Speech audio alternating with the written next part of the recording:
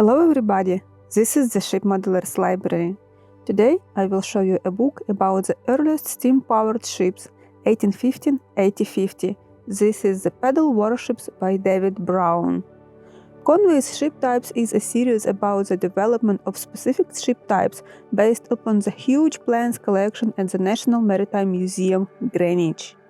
This volume deals with the introduction to steam power into naval warfare in the form of paddle propulsion, the progress of naval architecture from sailing ships with minimal alternation to accommodate engines towards proposed designed steamships, and their influence on the introduction of iron hulls make this period particularly important. The historical significance of these early steamers cannot be overemphasized.